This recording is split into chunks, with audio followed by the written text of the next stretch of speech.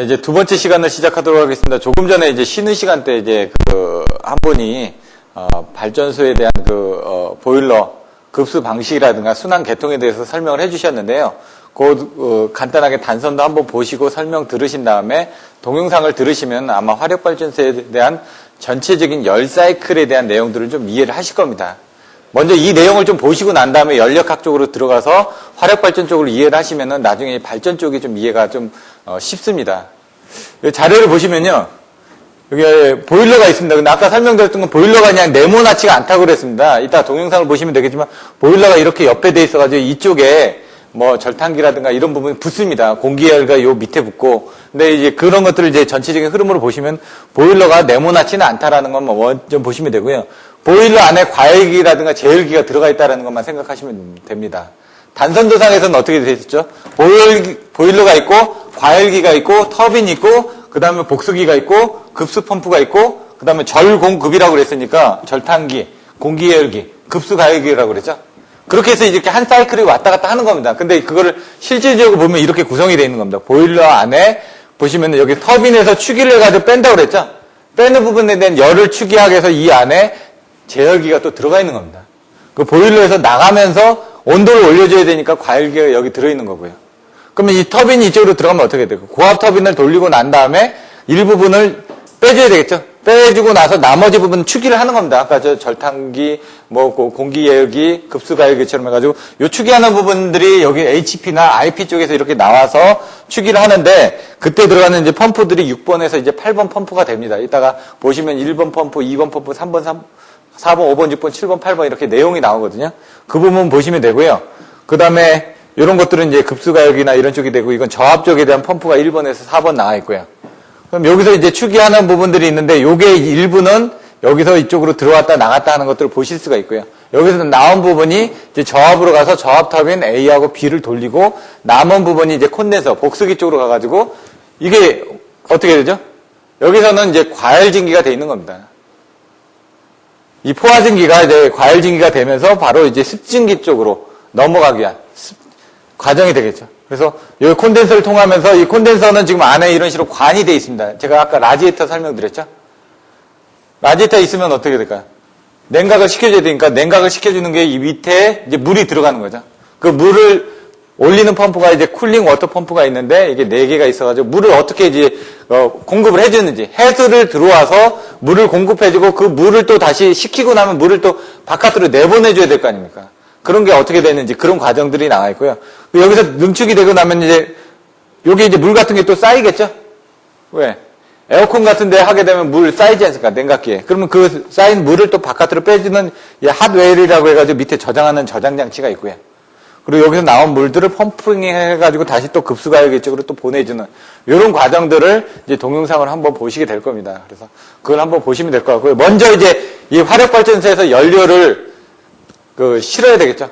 배에서 저탄을 하는 과정, 저탄을 해서 또 상탄해가지고 또 올려주는 과정들, 버킷에 올려가지고 어떤 식으로 분배를 해서 그 다음에 어디다 저장을, 사일로에다가 어떻게 저장을 하고 이런 과정들을 동영상으로 한번 보여드릴 테니까 내용을 한번 살펴보시면 될 것 같습니다.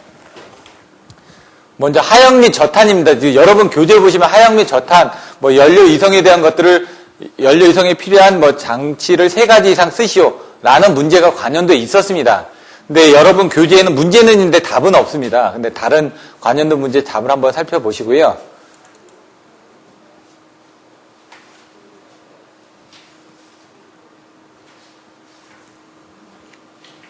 당진 화력발전소에서는 대형 운탄선 2척을 동시에 접안하여 활약할 수 있는 전용 부두 시설을 갖추고 있습니다. 여기 보시면은 운탄선이 전용 부두에 접안하게 되면 시간당 1,500톤의 석탄을 연속적으로 하역할 수 있는 전용 설비인 야가기가 요것들도 이제 삽처럼 되어 있습니다. 삽처럼 되어 퍼올리게끔. 야가기가 정 위치로 이동한 후 운탄선 상부의 해치가 열리면 야가기는 버켓 엘리베이터를 선창 내로 위치시켜 석탄을 하역하게 됩니다. 선창 내의 석탄은 버켓 및 야가기 설비 내의 컨베이어를 거쳐 다시 저탄장과 연결된 컨베이어에 의해서 이송됩니다. 저탄장은 이송된 이송된 석탄을 발전소에서 사용하기 전 야외에 임시로 저장하는 공간으로 이송된 석탄은 수입된 지역이나 종류에 따라 구분하여 저장하며 무인으로 레일을 따라 이동하는 상하탄기를 이용하여 넓은 지역의 저탄장에 효율적으로 석탄을 저장합니다. 여기 보시면 삽처럼 돼 있죠. 나중에 퍼올릴 때도 이런 삽처럼 된 걸로 이제 퍼올리게끔 돼 있습니다.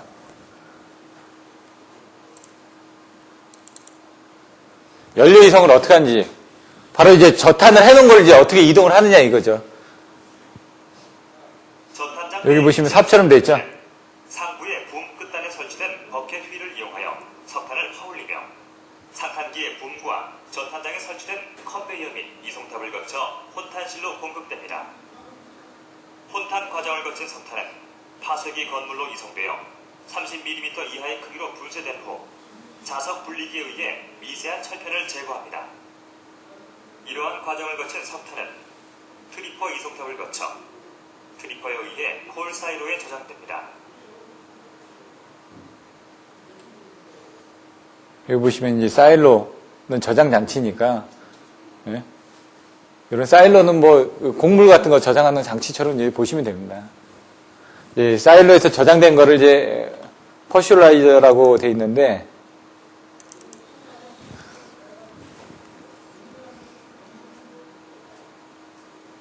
FD팬, ID팬 이런 내용들이 나옵니다. 이게 이제 보일러에 대한 전체적인 형태를 보실 수가 있습니다. 여기 사일로가 있고요.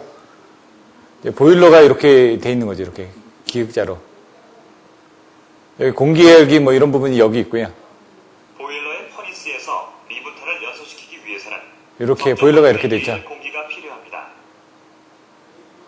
이를 위해 두 대의 FD팬에서 공급되는 공기는 두 대의 에어 프리히터를 통하여 예열되며 이게 공기열기 아까 설명드렸던 그 부분이 되는 겁니다. 보일러 내부에 예열된 연소 공기를 공급합니다. 미분탄의 운반과 건조에 사용되는 공기는 두 대의 PA 팬에 의해 공급됩니다. 그리고 펄 버라이저에 일정한 온도의 공기를 공급하기 위하여 PA 팬에서 직접 공급되는 차가운 공기와 에어 프리히터를 거친 따뜻한 공기를 혼합하여 펄 버라이저 내로 공급합니다. 콜 사이로에 저장된 30mm 이하의 석탄은 콜 사이로 하부에 위치한 석탄 공급량을 조절하는 기기인 콜 피더에 의해 펄 버라이저로 연속적으로 공급됩니다. 펄 버라이저는 맷돌의 원리와 유사한 설비로서 센터 피더 파이프를 통하여 공급된 석탄을 미세한 가루 형태의 미분탄으로 만드는 기기입니다. 보울의 원심력에 의해 원주 방향으로 밀려나간 석탄은 전원의 작동으로 분쇄되며 분쇄하기 어려운 이물질은 펄 버라이저 보울 아래에 밀 사이드로 떨어집니다. 연소용 미분탄은 PA 팬에 의해 공급되는 공기에 의해서 4개의 콜 파이프를 통하여 퍼니스 내부의 각 코너에 설치된 메인 윈드박스 내의 콜 버너로 공급됩니다. 메인 윈드박스에는 6개의 콜 버너와 3개의 오일 버너 및 에어 노즐로 구성되어 있으며 제일 상부에는 메인 윈드박스와는 별도로 6개의 소파 노즐이 위치하고 있습니다. 퍼니스의 코너 4곳에 위치한 오일 버너에 의해서 승온 승합된 후에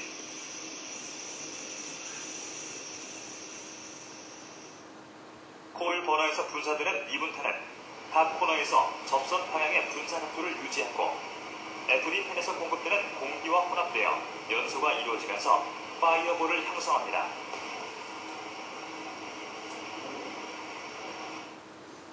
처음에 얘기한 것처럼 온도가 어느 정도 돼야 되기 때문에 먼저 중유를 이용해서 온도를 만들어주고 그 다음에 미분탄을 뿌려준다는 얘기고, 펄버라이저 같은 경우는 밑으로 돼 있는데 제가 옛날에 가서 본 거는 옆으로 돼서 이렇게 가는 것도 있더라고요. 그래서 안에 어떻게 되는지 몰라도 창이 이렇게 있어가지고 펄버라이저를 보니까 안에서 이렇게 갈려진다고는 하는데 이렇게 지나가는 것밖에 안 보이더라고요. 시커먼 게 지나가는 것밖에. 그래서 여기 같은 밑에 있어서 이렇게 돼 있다고 돼 있고요.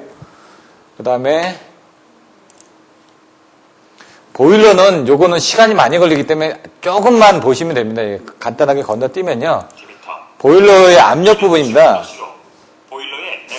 요거는 시간이 되더라도 다시 한번 보여드리겠습니다. 왜냐하면 보일러의 인계온도, 인계압력에 대해서 이해를 하시려면 이걸 한번 보시면 도움이 됩니다. 보일러가 이렇게 네모나지 직사각형은 안 돼 있고 옆으로 튀어나왔다고 그랬죠? 요 위 부분.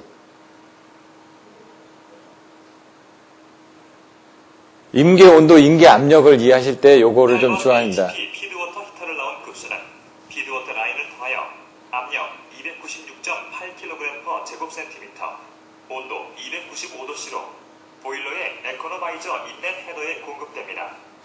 에코노마이저 인렛 헤더에 유입된 피드워터는 에코노마이저 튜브를 거쳐 3개로 구성되어 있는 에코노마이저 정션 헤더에 공급된 후 다시 에코노마이저 행어 튜브를 지나는 동안 플루가스의 여열을 흡수하여 압력 293kg/제곱센티미터, 온도를 흡수하죠. 아까 여열 해수 장치에 절탄기 공기열기 급수가열기 나왔죠? 절탄기가 그래서 온도가 올라가는 겁니다, 지금. 그리고 에코노마이저 링크와 믹싱 라인을 따라 에코노마이저 워터 월 인렛 링크를 거친 뒤 퍼니스 바텀 링 헤더의 좌우측에 위치한 퍼니스 로어 사이드 헤더로 보일러수가 공급됩니다.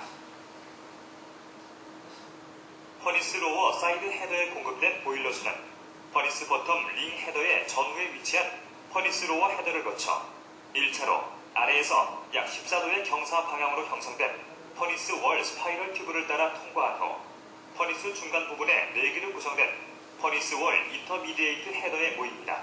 요 안에서는 아까처럼 그 파이어볼이 지금 타고 있겠죠? 압력 272.1kg/제곱센티미터, 온도 449.3도씨까지 온도가 상승한 습증기는 퍼니스 어퍼 헤더와 퍼니스 월 라이저 파이프를 통과하여 2개의 세퍼레이터로 공급됩니다.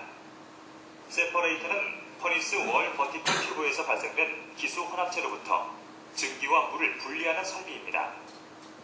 세퍼레이터에서 증기로 분리된 449.3도씨의 포화 증기는 슈퍼히터를 통해 과열 증기가 되고, 포화수는 세퍼레이터의 하부에 설치된 세퍼레이터 스토리지 탱크에 모여 보일러 워터 리서큘레이팅 펌프에 의해 에코노마이저로 다시 공급되어 보일러수가 재순환됩니다.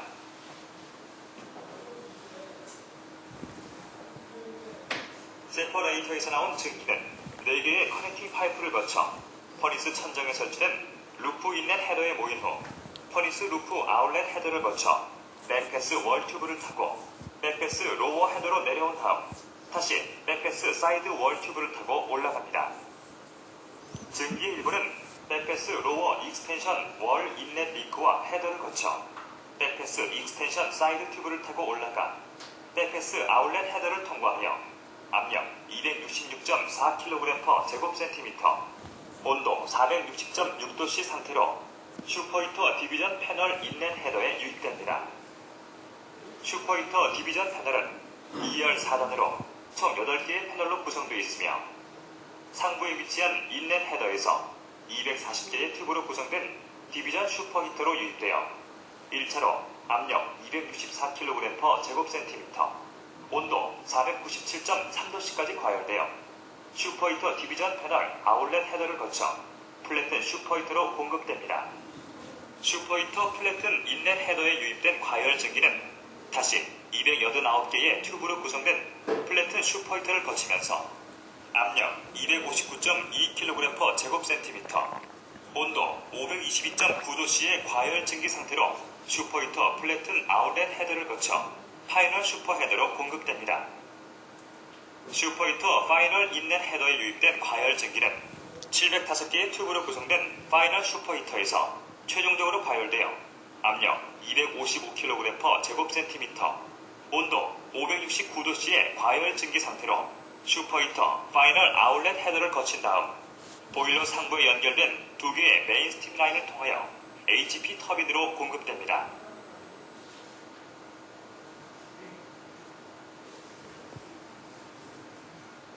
HP 터빈에서 회전력을 발생시킨 압력 56.59kg/제곱센티미터, 온도 345도씨의 증기는 2개의 콜드 리히터 라인을 통하여 로워 템퍼러처 리히터 인렛 헤더로 공급됩니다. 인렛 헤더를 지난 증기는 665개의 튜브로 구성된 프라이머리 리히터를 거치면서 압력 55.99kg/제곱센티미터, 이게 제열기입니다. 온도를 다시 올려주는 부분. 고압 터빈에서 나온 부분을 다시 온도를 올려서 열을 향상시켜주기 위해서. 아울렛 헤더에 모입니다. 1차로 제열된 증기는 로워 템퍼러처 아울렛 링크를 지나 지나서 리터 파이널 인렛 헤더로 유입되어 414개의 튜브로 구성된 파이널 리터에서 최종적으로 제열되어 압력 55.09kg/제곱센티미터, 온도 596도씨의 증기 상태로 리터 파이널 아울렛 헤더를 거친 최종 제열 증기는 2개의 핫 리터 라인을 통해 IP 터빈에 공급됩니다. 여기서 아셔야 될 게 여러분들이 보일러 구조가 어떻게 된다고요? 이렇게 되고 옆에 제열기나 이런 부분이 있다고 그랬죠? 과열기가 위에 있고. 그래서 저 그림을 전체적으로 생각을 해 놓으시고, 문제는 중요한 건 뭐냐? 임계 온도하고 임계 압력이에요. 처음에 어떻게 됐죠? 압력은 다 250kg/세제곱센티미터 정도가 계속 유지가 돼 있어요. 보일러 내에서는. 근데 보일러에서 내에서 바뀐 게 뭐였죠? 온도만 바뀌었어요. 온도가 계속 뭐 200도씨에서 250도씨, 그 다음에 350도씨, 500도씨, 그 다음에 나중에 600도씨 정도까지 올라간 거예요. 그게 터빈 쪽으로 들어가니까 어떻게 됐죠? 온도가 뚝 떨어졌죠. 350도 정도로. 근데 압력도 뚝 떨어졌어요. 왜? 터빈을 돌리고 나니까. 왜냐면 터빈을 이따 보시면 HP가 있고 IP가 있고 LP로 있는데 HP에서 돌리고 나니까 압력이 50 정도로 줄어드는 거예요. 50 정도로 줄어든 그 압력을 가지고 다시 제열기로 들어가서 350도 정도의 그 온도를 500도 정도로 다시 올려가지고 IP 쪽에 들어가서 다시 또 돌려주는 거예요. IP 쪽에서 돌려주고 나서 일부는 다시 또 추기를 한다든가 그런 부분이 들어가는 거죠. 그래서 LP 쪽에서 추기하는 거는 재생이 아니라 제열 쪽이고 IP 쪽에서 추기돼서 나가는 부분이 제열 쪽이 되는 거죠. 여기 보시면 IP 쪽에서 추기돼서 나가는 이 부분이 제열 쪽이 되는 거예요. 왜? 550도 정도의 그 열이 제열이 돼서 이쪽에 공급되는 나머지 부분에 대한 공기라든가 물을 데워주는 거죠, 지금. 그러니까 처음에 여기서 온도가 많이 떨어져 있겠죠. 떨어져 있는 것들을 이쪽으로 보일러로 올려줄 때 여기 여열레터 장치가 뭐라고요? 절탄기, 공기예열기, 급수가열기잖아요. 그런 쪽에 들어오는 부분들이 바로 여기서 축이되는 6번에서 8번들에 의해서 이제 그 온도가 올라가는 거예요. 근데 이 안에 자회사는 보일러가 돌고 나면 과열기를 통해서 아까 습증기가 뭐 과열증기 나오고 포화증기 나오죠. 그 내용은 조금 이따 설명을 드릴 거예요. 이게 뭐 왜 습증기고 과열증기고 포화증기인지는 내용을 아신 다음에 그게 이 터빈을 통하고 남은 게 어떻게 다시 보일러 들어서 제열기가 일어났죠. 제열기가 바로 열을 다시 다시 만들어냈다는 얘기고, 요쪽으로 나와서 하는 부분이 이제 재생 사이클이 되는 거예요. 요 보일러 들어가는 부분이. 그러면 이제 HP하고 IP하고 LP 쪽에서 이제 지금 나왔던 증기들이 어떻게 변환해지는 내용들을 한번 보시면은 조금 더 이해가 되십니다. 요거는 이제 먼저 회처리 계통이라든가 배기가스 계통을 한번 보고 넘어가도록 하겠습니다. 아까 속스, 녹스 같은 그런 부분들을 석탄이 연소된 후에 생성되는 애쉬는 크게 플라이 애쉬와 버텀 애쉬로 구분됩니다. 플라이 애쉬는 미분탄이 연소된 후에 발생하는 아주 미세한 입자의 해성분으로 에코노마이저 애쉬, 에어 프리히터 애쉬 및 전기 집진기 애쉬를 말하며, 이러한 플라이 애쉬는 플라이 애쉬 사일로에 저장받다가 전량 시멘트의 원료로 재활용됩니다. 반면 버텀 애쉬는 퍼니스 내에서 연소 후 발생하는 비교적 무거운 입자의 해성분으로 퍼니스 하부에 위치한 SDCC와 글리커 글라이더 및 버텀 애쉬 컨베이어를 통하여 버텀 애쉬 사일로에 일시적으로 저장한 후 애쉬 파이프를 통하여 회사장 또는 덤프 트럭으로 지정된 장소까지 이송합니다. 나중에 이제 발전소를 가서 보시면은 저탄장은 아시는데 옆에 보면 물이 있고 뭐 시커멓게 이렇게 돼 있는 데들 있잖아요. 그게 이제 퇴사장이 되는 거예요. 그쪽으로 이제 옮겨지게끔. 배기가스.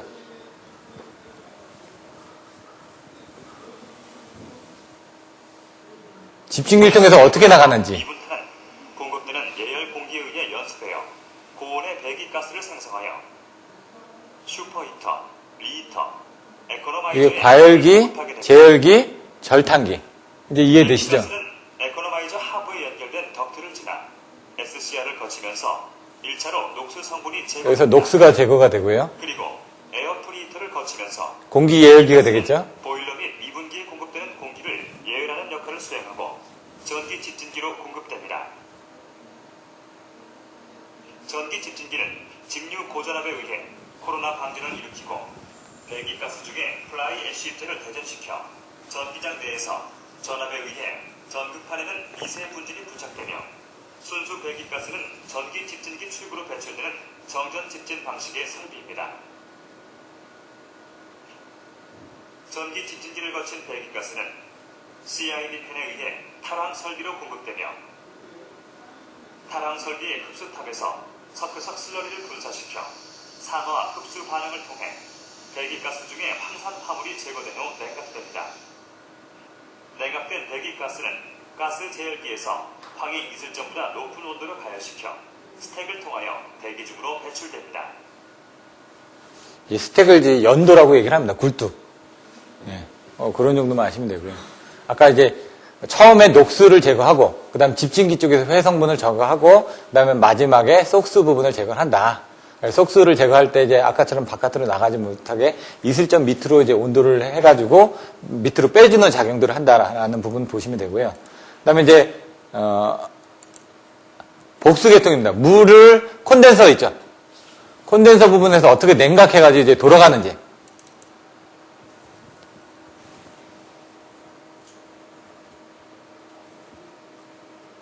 복수계통은 복수기에서 응축된 물을 탈기기까지 공급하는 계통입니다.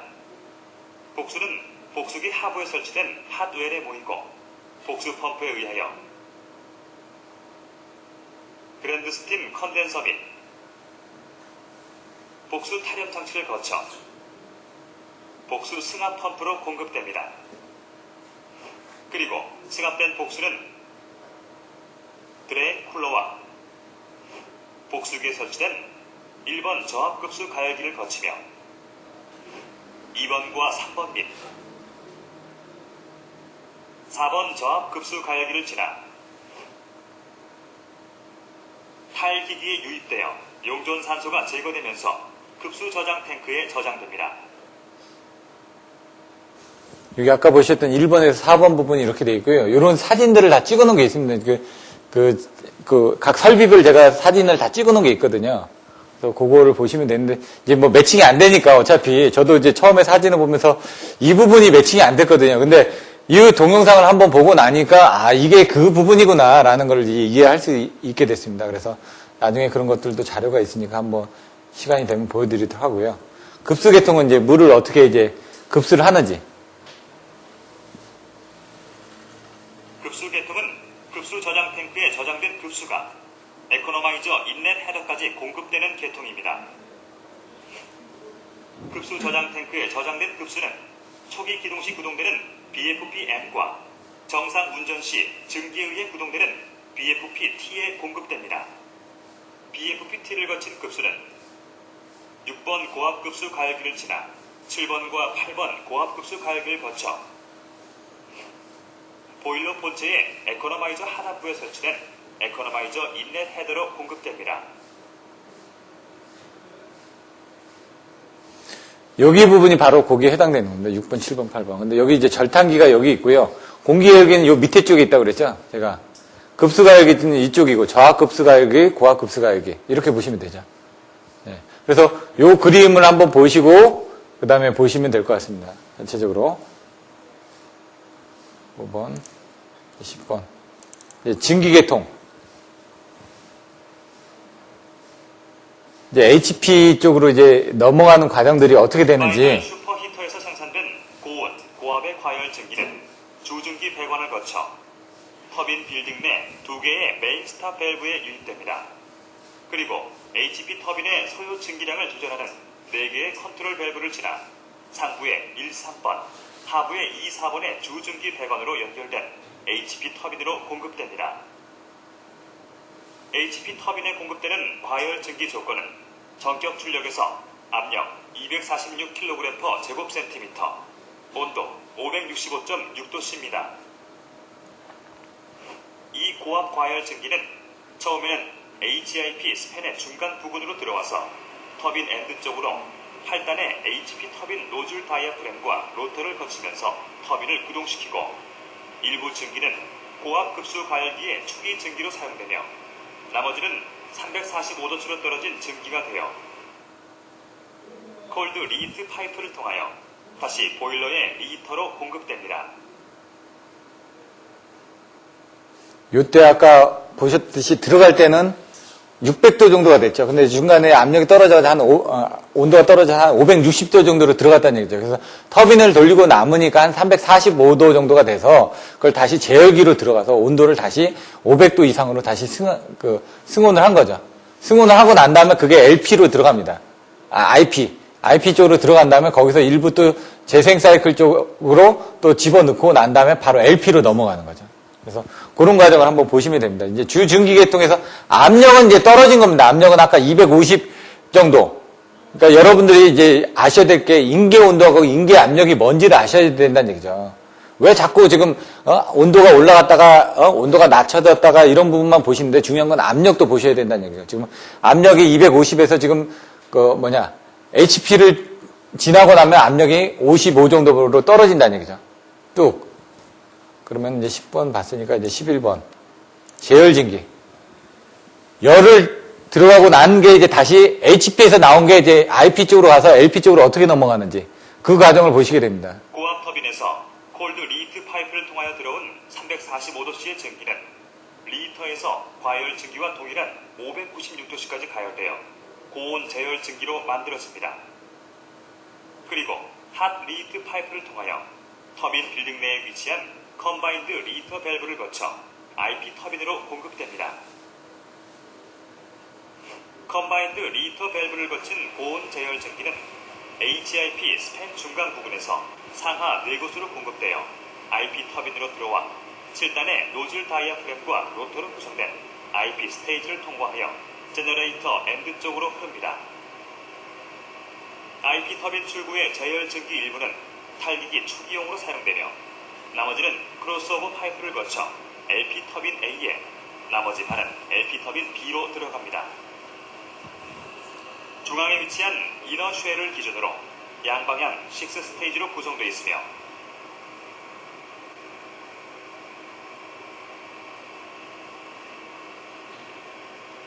AD-LP 터빈의 이너 케이싱 양쪽 끝단에 위치한 스팀 가이드를 통하여 복수기로 하향 배출됩니다.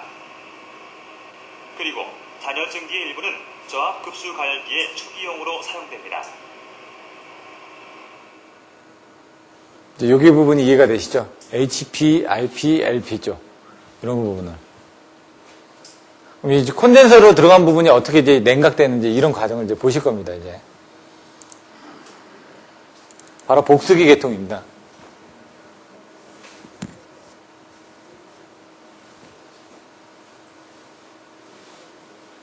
복수기는 저압 터빈의 하부에 위치하고 있는 설비로 증기의 압력을 낮추어 증기를 응축시켜 복수를 만드는 설비입니다.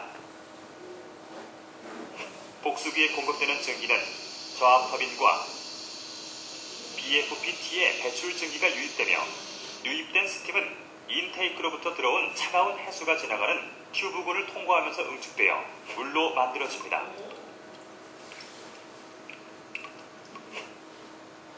응축수는 복수기의 제일 하부에 위치한 하벨이라는 곳에 저장되며 탈기기에 공급되는 복수계통의 출발점이 됩니다.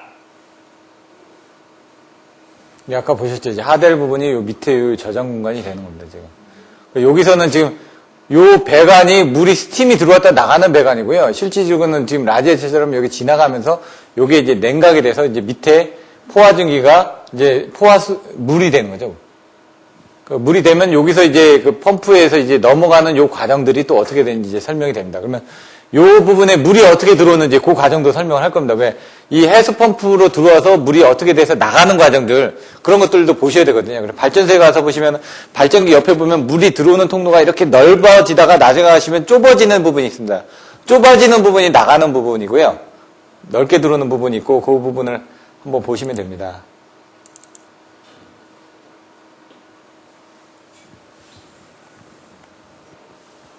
순환수 계통은 터빈의 배출 증기 등을 냉각하기 위하여 해수를 공급하는 계통으로 해수 양수 펌프 설비와 취수로 그리고 순환수를 공급하는 순환수 펌프 등의 설비로 이게 CWP가 되는 거죠, 이제. 해수 양수 펌프는 해수를 1차적으로 취수로의 위로 양수하고 해수는 취수로를 통하여 이동하며 취수로의 부유물과 오물의 유입을 방지하기 위해 설치된 트래쉬렉과 회전 스크린을 거쳐 순환수 펌프로 유입됩니다. 수직으로 나란히 배치된 4대의 순환수 펌프는 지하에 매설된 배형관을 통하여 해수를 복수기의 냉각수로 공급하는 역할을 합니다. 그리고 복수기의 큐 부분을 지나면서 증기를 응축시키는 역할을 수행한 냉각수는 지하에 매설된 방수로와 방수부를 통하여 바다로 방출됩니다. 이제 아셨죠? 이제 대략적으로. 나중에 보시면 이제 그 CWP 있는 쪽에 보시면 이제 그 공사를 하기 위해서 크레인 같은 게 몇 개 서 있습니다. 그래서 이제 송전계통 마지막으로 이걸 보시면은 전체적으로 어떻게 되는지 정리가 한번 될 겁니다. 그래서, 발전기에서 발생된 전기가 어떤 식으로 이제 송전이 되는지 그런 것들을 보여드리는 겁니다. 발전기, 주 변압기 및 스위치 야드와 송전탑의 전기 생산 및 공급 과정을 포함합니다. 터빈 회전수가 3600rpm에 이르면 계좌 전류 형성을 위해 우선 손해 전환 계통에서 교류 480V의 전압이 공급되며 여자기 큐비클을 지나면서 직류 505V로 정류됩니다. 정류된 직류 전압은 집 전환을 통해 회전자의 계좌 전류를 공급합니다. 발전기 고정자에 22kV의 단자 전압이 발생되면 터미널 부신과 상분리 모선을 거치면서 이게 상분리 모선이 되겠죠? IPB라고 얘기하는. 전압이 605V로 감압됩니다. 여자기 큐비클에서 정류되어 직류 505V의 전압을 발전기 계좌에 다시 공급하게 되며 발전기 병렬 운전 조건이 만족되면 개통 병입하여 주 변압기에서 765kV로 승합하여 송전합니다. 당긴 화력 발전소는 765kV 가스 재련 변전소를 통하여 765kV 송전망에 공급합니다.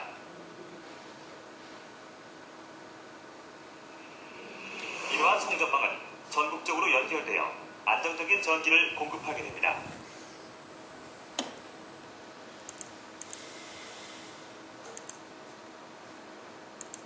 전압은 집 전압. 여러분들 그래서 처음에 이제 그 화력 발전의 기본적인 열 사이클 배우셨는데 그 다음에 중요한 게 뭐라고요? 발전기 부분입니다. 바로. 그래서 그 열병합 발전에서 나오는 부분이 발전기 부분만 별도로 나오죠. 중요하기 때문에. 그래서 발전기의 고정자하고 회전자하고 여기 회전자 부분 있죠. 계좌라고 그러죠. 계좌 부분에 대한 부분. 그래서 여러분들 먼저 변압기의 원리에 대해서 아셔야 되고요. 변압기의 원리의 전자 유도 작용을 아시게 되면은 발전기를 아실 수가 있습니다. 발전기 전기자 반작용 등에 대해서 또 아셔야 되고 발전기를 알고 나면 전동기를 알 수가 있습니다. 이렇게 다 같이 연계되어야 되기 때문에 하나만 아시면 꼬리에 꼬리를 물고 할 수가 있습니다. 근데 여기서 중요한 건 뭐냐면은 이런 식으로 이제 먼저 여자기의 여자 방식이 어떻게 되는지 여자기에 대한 것들을 물어보게 됩니다. 그래서 여자기가 AC 타입인지 DC 타입인지 아니면 브러시 리스 타입인지 뭐 이런 것들을 물어보게 되니까 그런 여자기 부분에 대해서 배우게 되고요. 그 다음 발전기의 구조에 대해서 배우게 되고요. 발전기가 어떤 식으로 발전을 하는지. 여자기에서 DC 쪽에 계좌 전류를 공급하게 되면 이 계좌 전류가 지나면서 자석이 발생되면서 자석이 고정자 쪽으로 넘어가면서 변압기 원리가 된다고 그랬죠? 왜? 여기 DC 부분은 계좌 전류지만 여기는 AC 22kV가 되는 겁니다, 지금. 변압기처럼 변환이 된 거죠, 지금. 자석이 해가지고.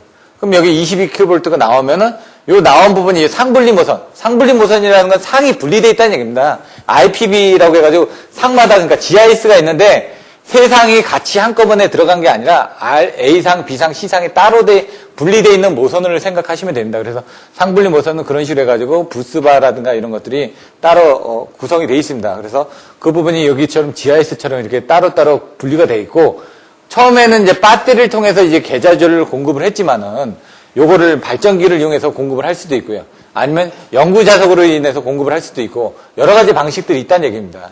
그럼 여기서 한번 발전이 되고 나면 AC 전압이 생성될 거 아닙니까?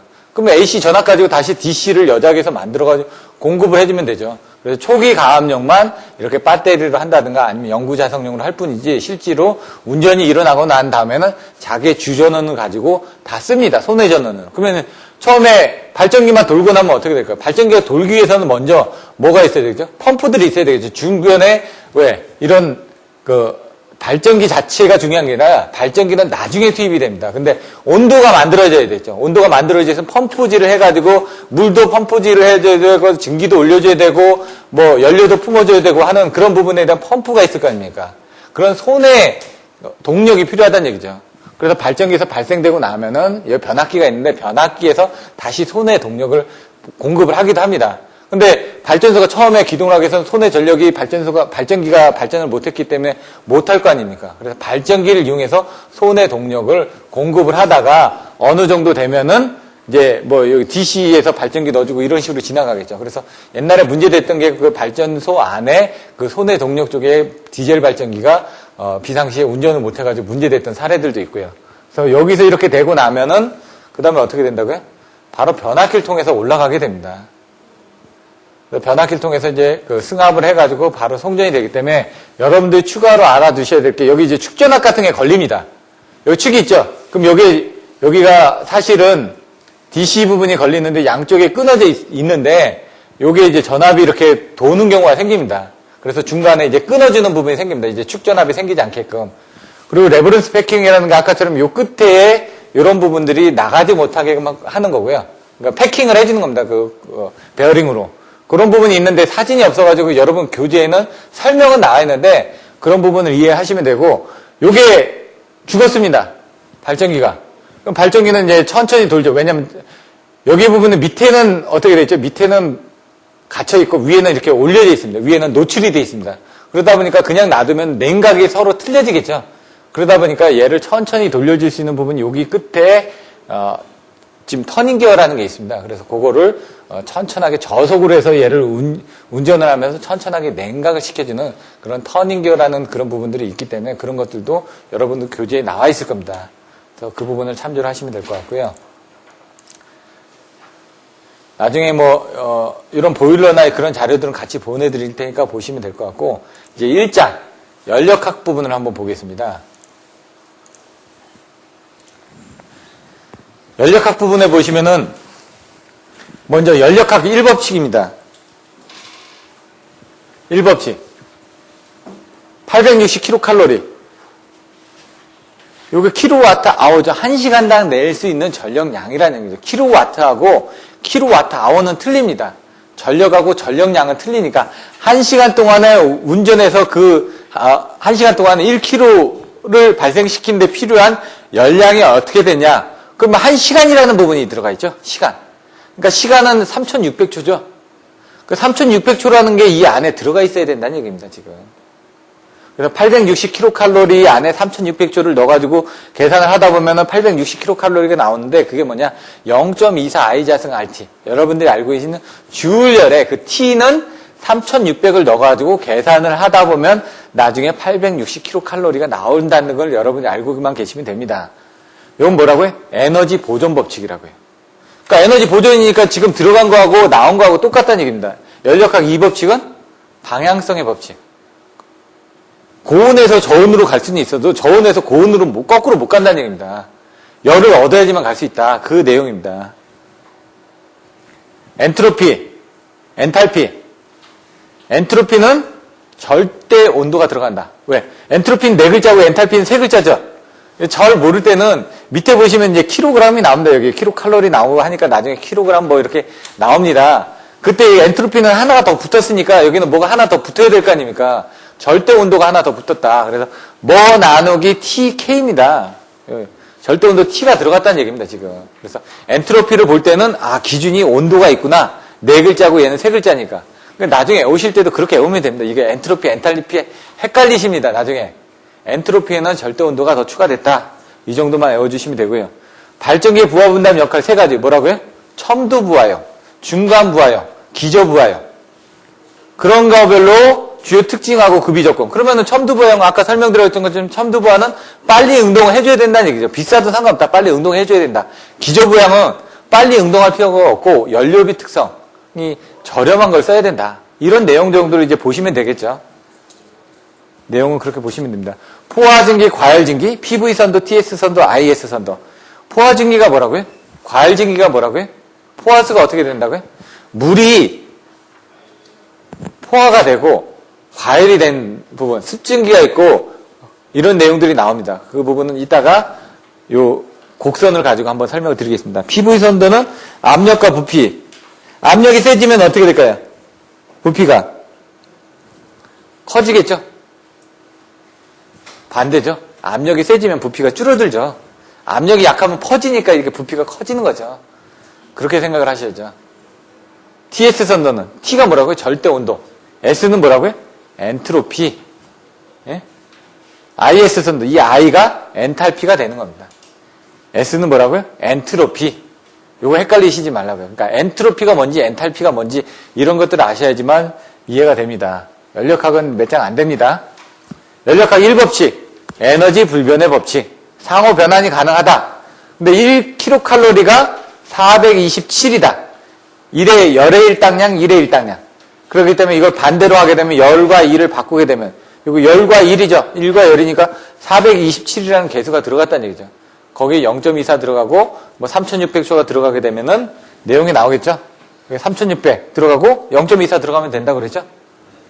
그러면 그냥 계산이 되는 겁니다. 860이. 네, 427이라는 이 부분은 여러분들이 여기서 아실 필요는 없습니다. 이건 열의 일당량이고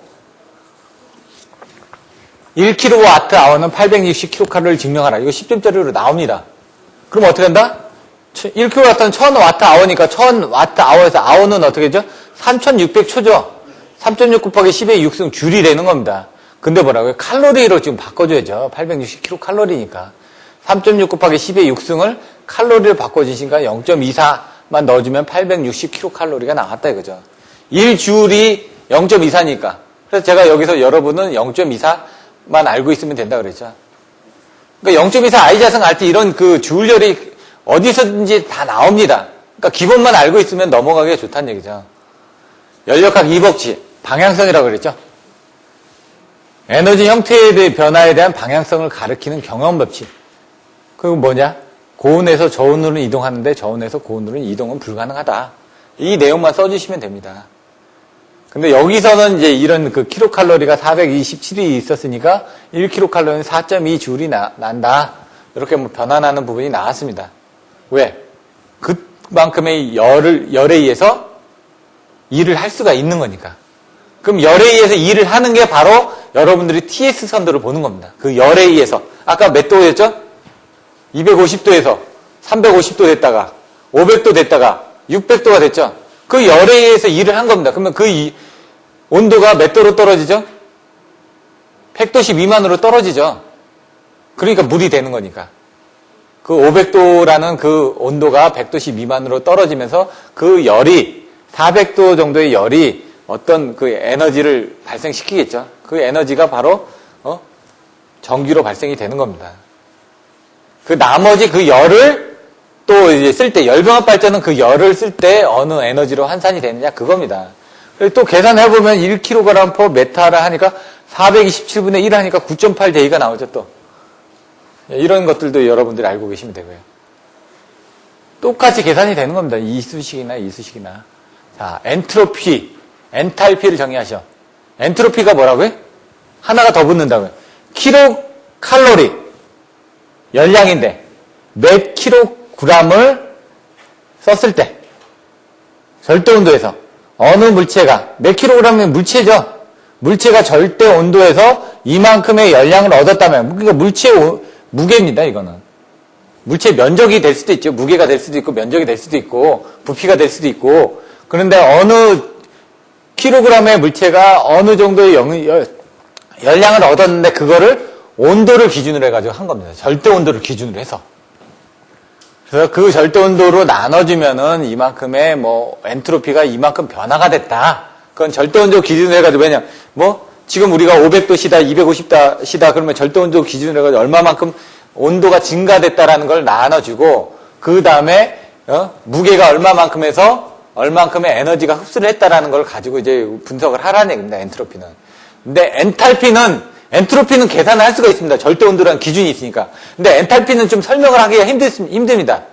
왜냐면 뭔가 왔다 갔다 했죠. 그 안에서 움직인 겁니다. 이렇게. 킬로그램에서 어느 면적의 어느 물체가 이런 그 킬로칼로리의 열량을 얻었는데 열량이 왔다 갔다 한 거를 뭔가 보여주기가 힘들다는 얘기죠. 그래서 엔탈피는 그걸 설명하기 힘들다 보니까 엔트로피를 가지고 있는 TS 선도, S가 엔트로피라고 그랬죠. 거기에 온도 부분에서 표시를 하다 보니까 표시를 할 수가 있는 겁니다. 근데 엔탈피는 어느 물체에 열을 가면 내부의 에너지가 증가해서 일을 하는데 그 부분을 뭐 어떻게 이렇게 표현을 하기가 힘들다는 얘기죠. 그래서 엔탈피는 좀 설명을 하기가 힘듭니다. 엔트로피는 절대 온도라는 기준이 있으니까 설명하기 쉽고, 그 개념을 머릿속에 넣어 놓으셔야지만 PV 선도, TS 선도, IS 선도를 이해하기가 쉽습니다. 자, 이런 부분들은 아까 보셨던 뭐 열의 일당량, 외부의 한일, 압력 해가지고 내용들이 나온다는 얘기죠. 그래서 계산하게 되면 미분을 하겠죠. 왜? 최소를 해야지 뭔가 그 계산값을 계산할 수가 있으니까 미분해가지고 나오면 이런 그 열량이 나오더라. 이런 것들인데 이게 뭐 시험 문제로 나오는 건 좀 그럴 것 같아서 그냥 개념만 여러분들이 일단 이해하시라는 얘기입니다. 그래서 뭐 엔탈피 증가가 되는데 엔탈피는 뭐라고요? I라고요. I. 그래서 IS 선도에서 I가 엔탈피고 S가 엔트로피라는 것만 알고 계셔도 됩니다. 일단은. 자, 부하 분담 역할 세 가지. 뭐라고요? 첨두부하, 중간부하, 기저부하. 그게 나오는 겁니다. 첨두부하형 발전기, 중간부하형 발전기, 기저부하형 발전기에 대한 특징. 먼저 부하 분담 역할 세 가지를 나오고 거기에 대한 특징과 구비 조건을 설명하라. 어떤 특징이 있어야 되냐? 경제성이 있어야 되냐? 아니면 반응 속도가 빨라야 되냐? 이런 것들이 특징과 구비 조건이 되겠죠. 첨두부하형, 매일매일 발생하는 첨두부하에 공급하는 발전기다. 부하율이 적겠죠. 그러니까 이제 구비 조건, 기동 정지가 용이해야 된다 이거죠. 부하 추정성이 좋아야 되고 열효율이 낮더라도 건설비가 싸야 된다. 건설비가 싼 쪽으로 한 거죠. 여기는. 자, 그럼 중간 부하형은 매일 기동 정지가 가능해야 되겠죠. 기동이 신속하고 AFC 운전이 가능할 거. 왜? 중간 부하 같은 경우는 주파수 조정용으로 투입이 되니까 이런 내용들을 한 번 더 봐주시면 되고요. 심야 경부하를 제외한 주간, 야간에 많이 이루어진다. 아까 첨두부하형은 첨두부하에만 쓰는 겁니다, 지금. 그러면 이제 기저부하형은 얘는 연속 운전이 되는 거죠. 얘는 매일 기동 정지가 가능해야 된다. 얘는 계속 운전하니까 매일매일 일정한 부하에 전력을 공급하니까 연부하율이 높지요. 그러다 보니까 열효율도 높아야 되겠죠. 그래서 원자력 발전을 쓰죠. 건설비가 다소 증가하더라도 운전비가 작은 걸 써야 되니까 매일매일 24시간 365일 운전을 해줘야 되니까 그걸 이제 풀어 쓴 겁니다.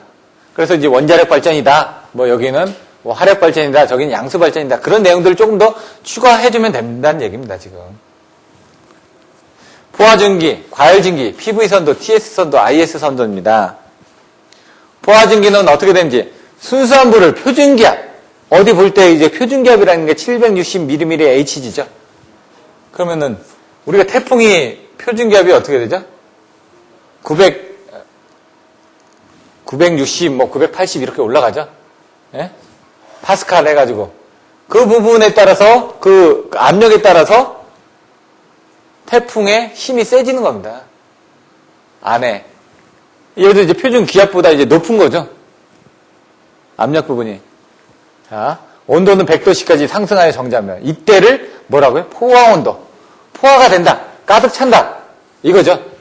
포화수 가득 찬다. 물로서는 가득 찬다는 얘기입니다. 그 다음부터는 어떻게 된다? 100도씨가 넘어가면 물이 아니라 증기가 된다. 증기가 되는데 이제 습증기가 되고 이제 건조 포화증기가 됩니다. 근데 여기 보시는 건조 포화증기, 습증기가 되죠. 그럼 처음에는 이 포화수를 가열하면 물이 점차 증기로 바뀌면서 수분과 증기가 공존하는 습증기가 돼 있다는 얘기죠. 그럼 습증기가 있으면 어떻게 될까요? 수분이 있으니까 부식 같은 게 일어나겠죠. 그러니까 터빈 쪽에 습증기가 들어가면 안 되겠죠. 부식이라니까 쇳덩어리니까. 그쪽에는 이제 포화증기로 넘어가야 되겠죠. 그래서 아까 보일러에서 처음에 어떻게 습증기가 나오겠죠.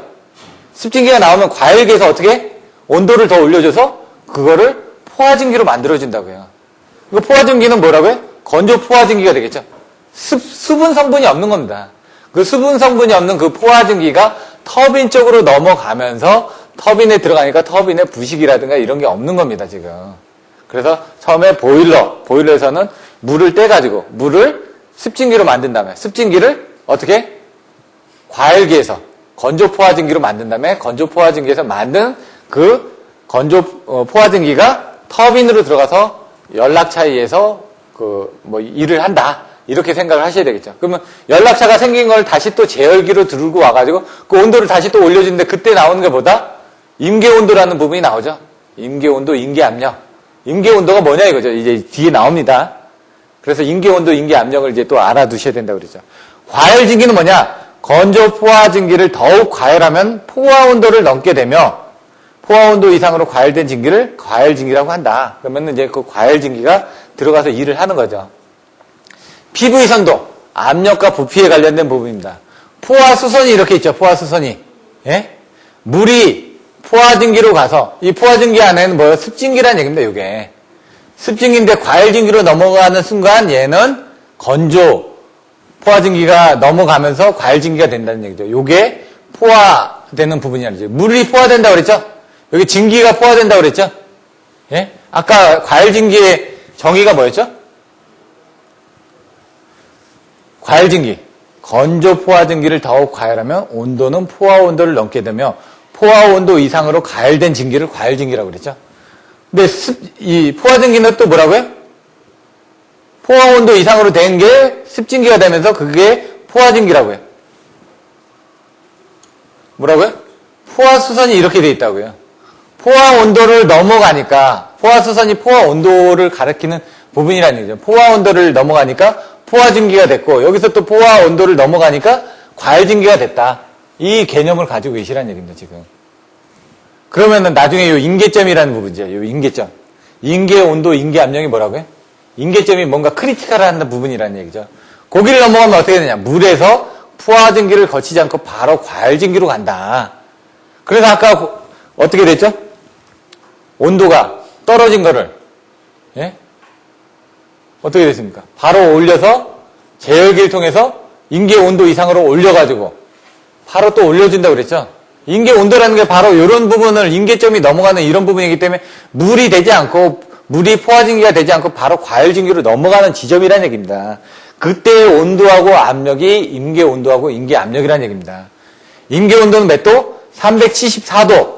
그래서 아까 250도로 떨어졌죠? 250도로 떨어진 걸 350도 이상에서 막 500도 정도로 올려주지 않습니까? 그래야지 임계온도가 되면서 이 부분이 바로 과열증기로 넘어가니까 과열증기가 돼야지 터빈을 돌리는데 문제가 되지 않으니까. 임계압력은 아까 225였죠. 그래서 아까 보시면 임계압력 다 이상이었죠. 250 정도 다 걸렸으니까. 그 왜? 압력과 온도가 일정해야지 임계성을 유지를 하니까. 근데 압력은 아까 터빈을 지나고 나니까 압력은 어떻게 됐죠? 임계압력이 밑으로 떨어졌죠. 한 55에서 60 정도로 떨어졌죠. 압력은. 그래서 가열로 임계점에 도달한 물은 증발 과정을 거치지 않고 바로 물로부터 증기로 바뀌게 된다. 그때 필요한 임계온도하고 임계압력은 이 정도다. 그러니까 이런 것들도 알고 계셔야죠. 그래서 아까 전체 사이클에 대한 것들을 한번 보시고 나니까 이제 이 내용이 이제 조금 이해가 되실 겁니다. 처음부터 이런 내용 설명드리면은 이게 뭐지 이해가 안 되니까. 그래서 제가 설명드렸던 것처럼 연력학 그리고 PV 선도, TS 선도, IS 선도에서 엔트로피에 대한 개념을 가지고 이제 가셔야 된다는 얘기입니다. TS 선도를 보겠습니다.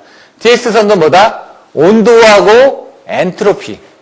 엔트로피가 뭐라고요? 열량 부분. 열을 주고받았던 그런 내용이라는 얘기죠. 그런데 여기는 1번 부분이 뭐로 되어 있습니까?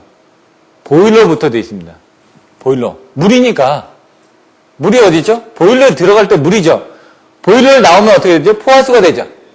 그럼 여기서 포화수가 된 거를 과열기를 거치게 되면 습증기가 되겠죠. 예? 과열기를 전해서 되면 이 건조 포화증기가 어떻게 이 터빈으로 올라가는 요 과열증기가 되죠. 건조 포화증기에서 과열증기로 당기는 요 부분이 뭐라고요? 터빈에 들어갈 때 과열증기로 들어간다면서요. 예? 그래서 그 부분을 내는 겁니다. 이게 이렇게 에너지가 이렇게 변환된 과정을 이렇게 표시를 한 겁니다, 지금. 이렇게 이해를 하시면 되겠죠?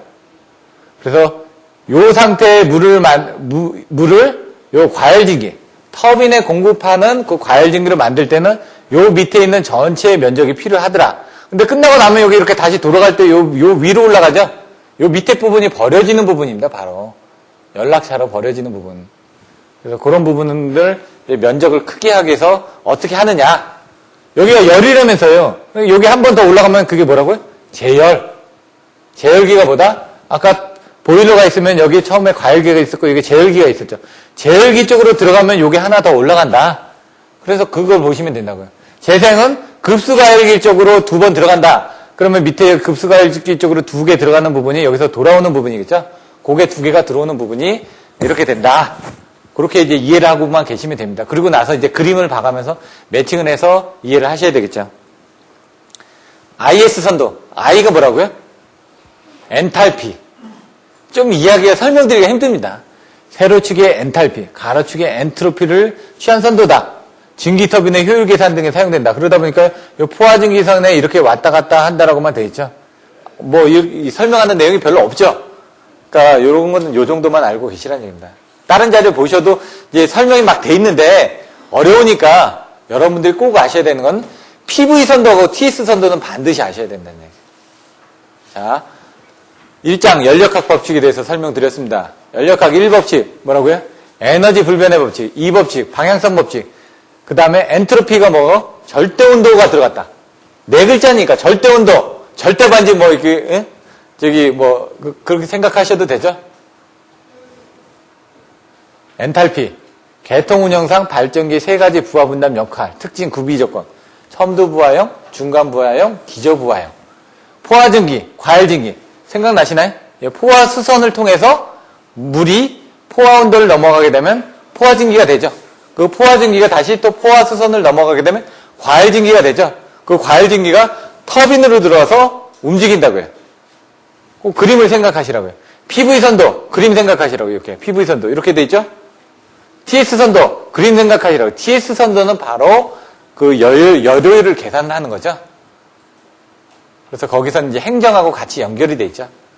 각각의 기기하고. 그래서 나중에 이 부분을 기기하고 매칭해서 보는 부분이 조금 어려워집니다. 그게 바로 요 다음 장에 화력 발전에 가서 보시면은 열 사이클에서 그런 내용들이 이제 그림이 나오게 될 겁니다. ICS 선도 나왔고요. 그럼 잠깐 쉬었다가 이제 2장 화력 발전을 또 보도록 하겠습니다.